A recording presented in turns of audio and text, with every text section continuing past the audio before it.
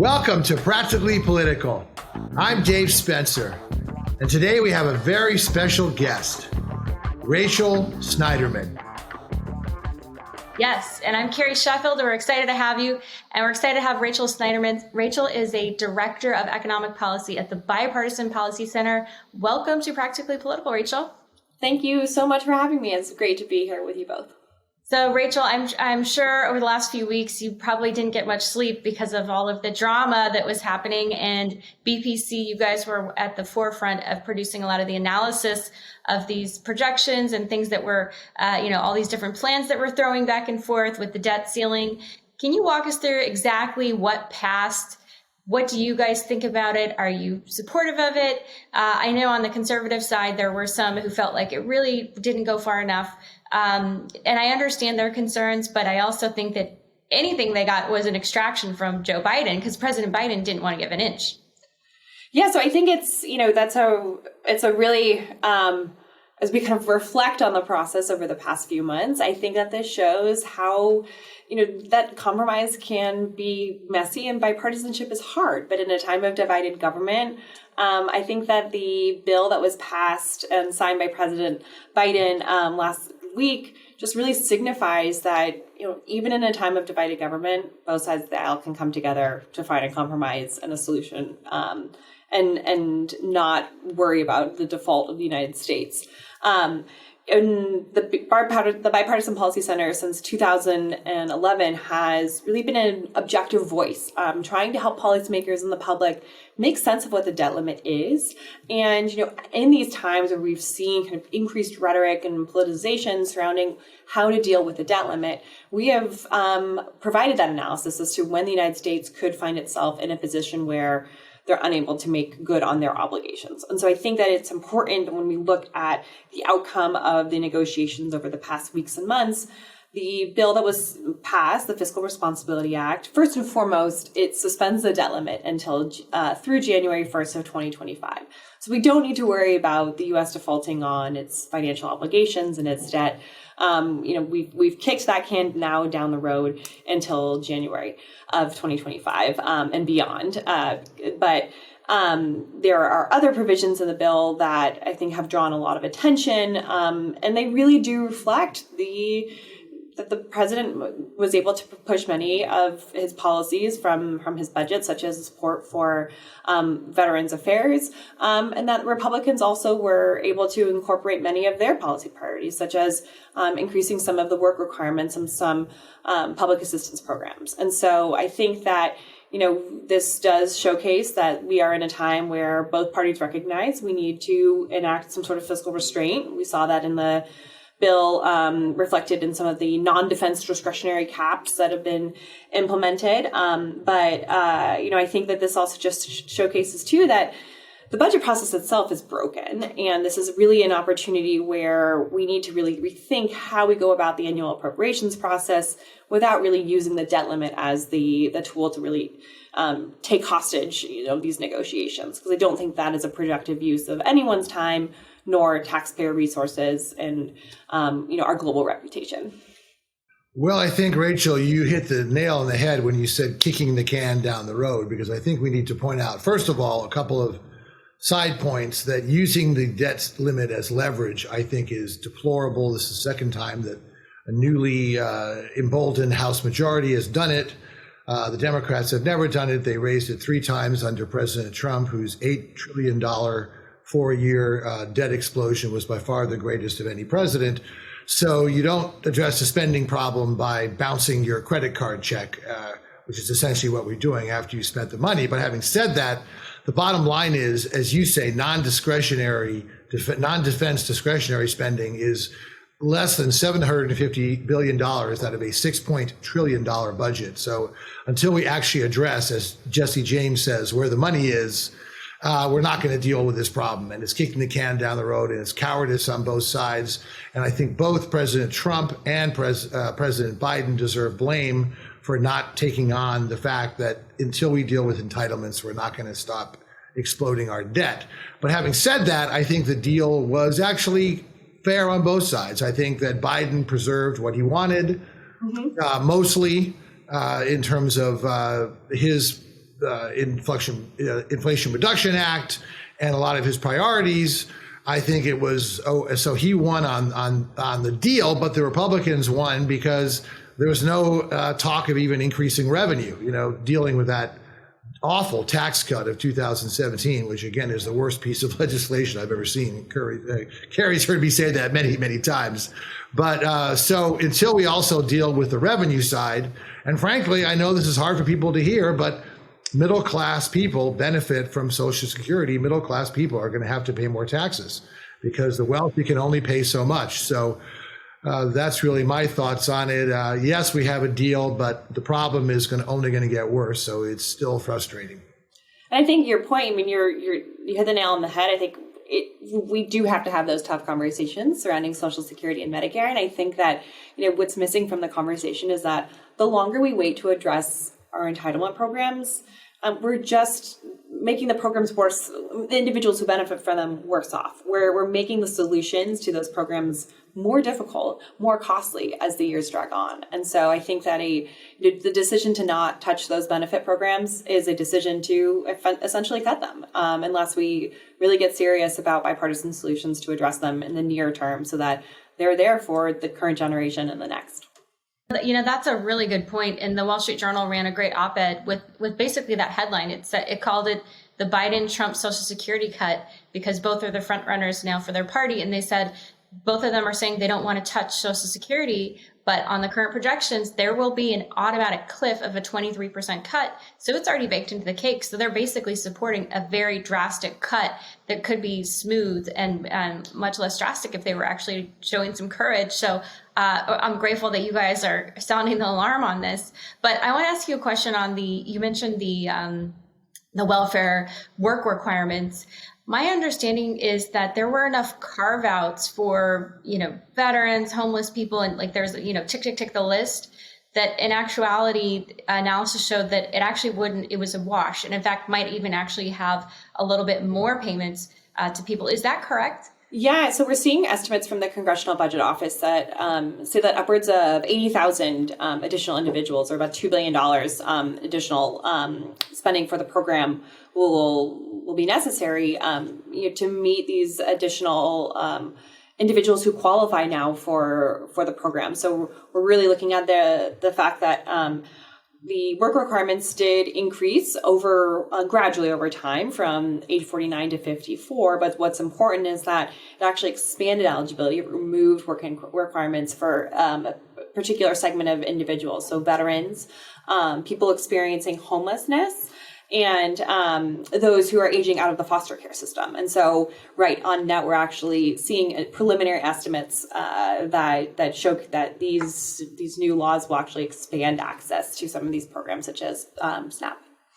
As I understand it, it was mostly focused on so-called SNAP, the Supplementary Nutritional Assistance Program, and it didn't really involve welfare. I think these requirement to work programs have been proved to have very marginal effect at best, and I'd be curious to get Rachel's thought on that. But I haven't seen any evidence that they actually increase people's work. I think they just increase the stress level, and they prevent people from getting benefits. I believe most people, there's always going to be that 5 to 10% that fall through the cracks, but most people want to have a job. They enjoy the dignity of work, and they're not sitting around living high on the hog on $300 a week. This is a fallacy that you hear from a lot of the MAGA crowd.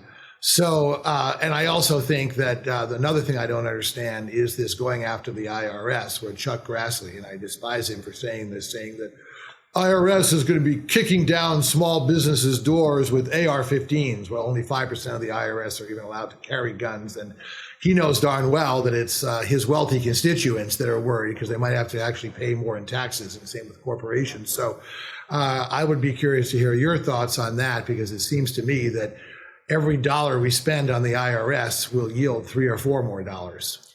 Yeah, I mean, I will say I was disappointed to see the IRS as one of the negotiating points, but again, I was not surprised. I think that the outcome reflected, again, the art of compromise.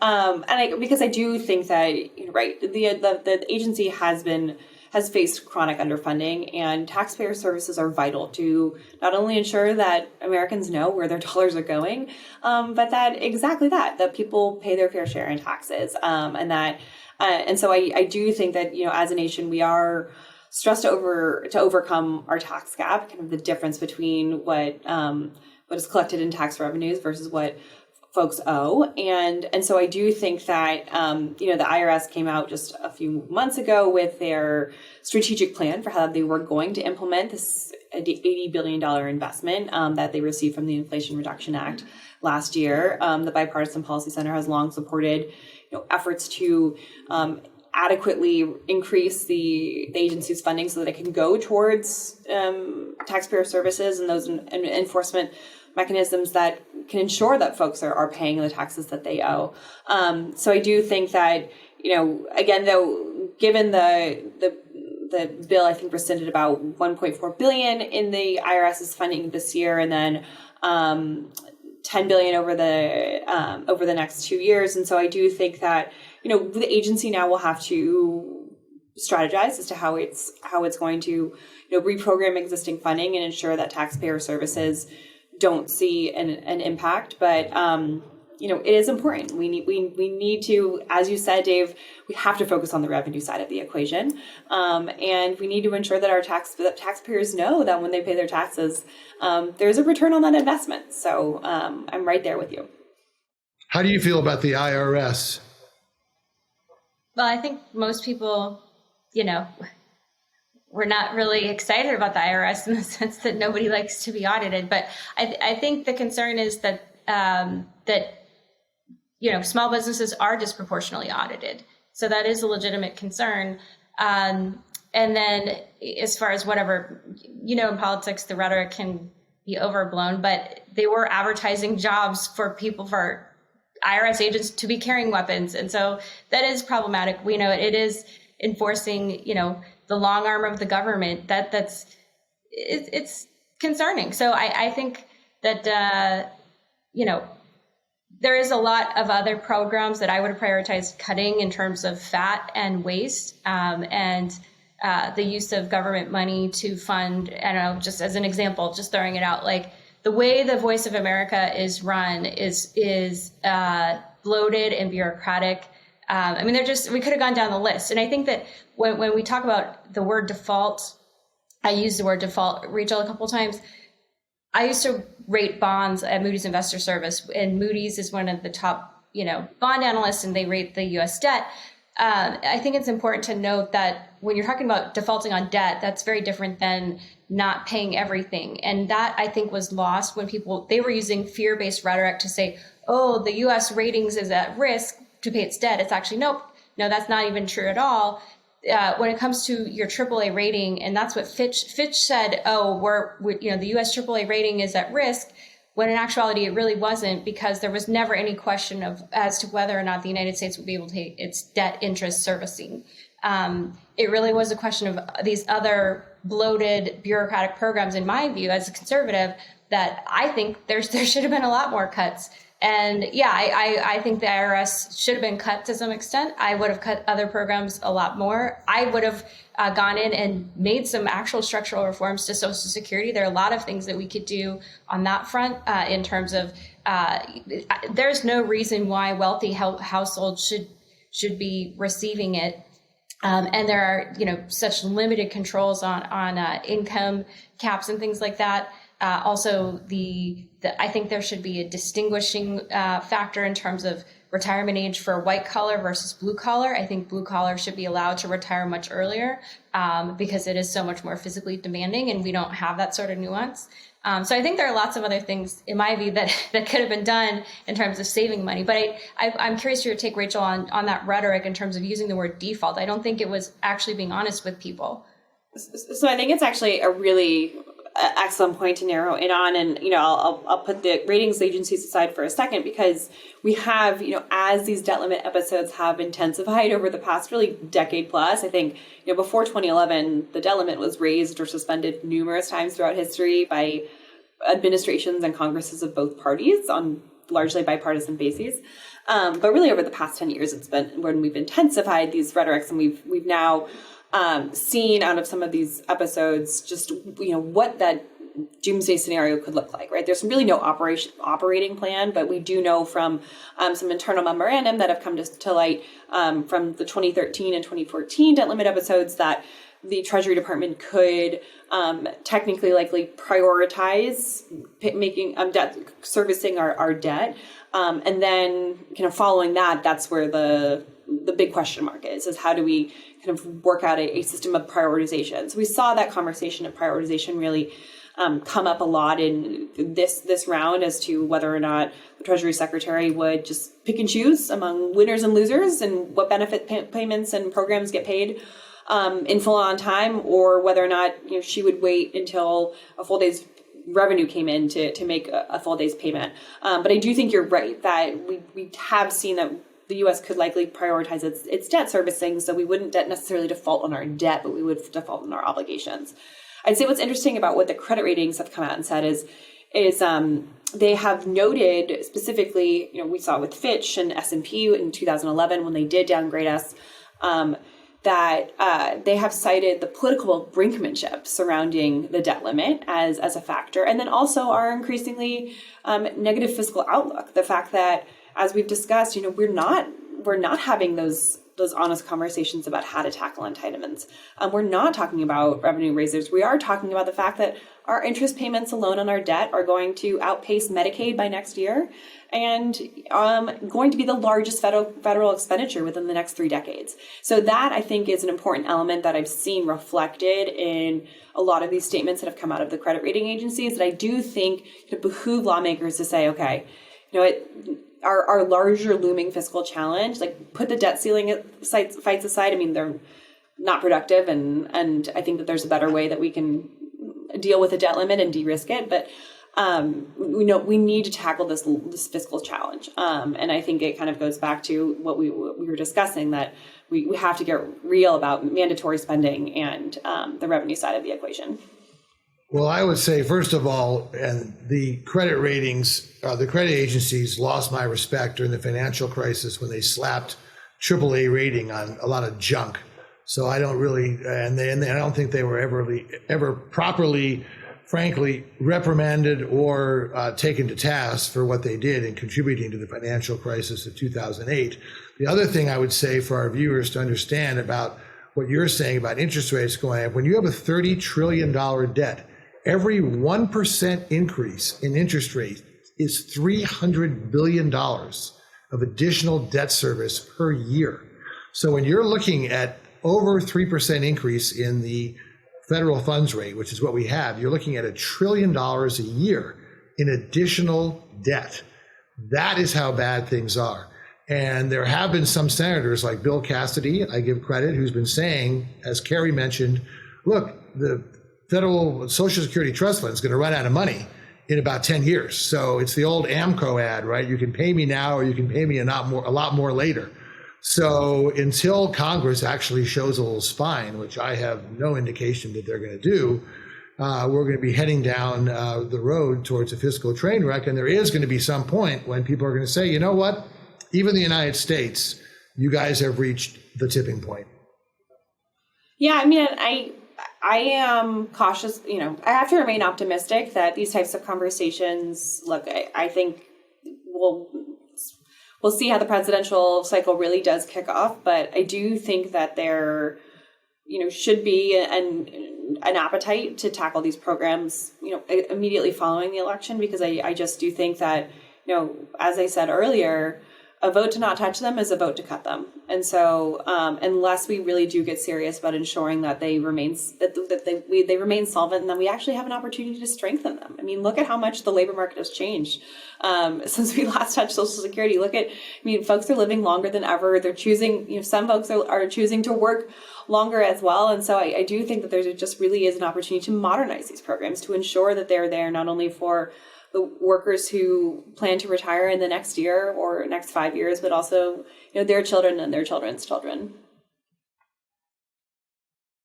Math, you just don't have the number of workers contributing for the number of retirees. And I think, again, as Carrie said, if you means test, wealthy people are not going to need Social Security.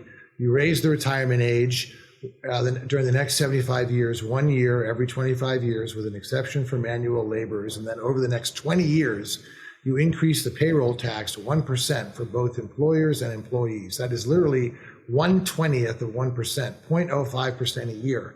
If you just did those three things, you could add another 50, 75 years of solvency. Would it solve the problem? No, but it would definitely give us a lot more time. But sadly, you're not even hearing modest proposals like that, and it's very disheartening. Yeah. Well, I know Rachel's got to head out, but Rachel, it's been a pleasure having you. Thank you for laying it all out for us and for our viewers and our listeners. Thanks so much. And where can folks find out more about Bipartisan Policy Center? Yeah, please check out all of our work on bipartisanpolicy.org. We have a tremendous amount of materials and research on the debt limit, on Social Security reform, on Medicare, all of these programs that we've discussed and more. So always happy to be a resource to your listeners and viewers. Well, thank you so much, Rachel. Rachel, it's been great having you on the show. And that does it for another episode of Practically Political. It's been so great having you. I'm Dave Spencer. And I'm Carrie Sheffield, and we'll catch you next time.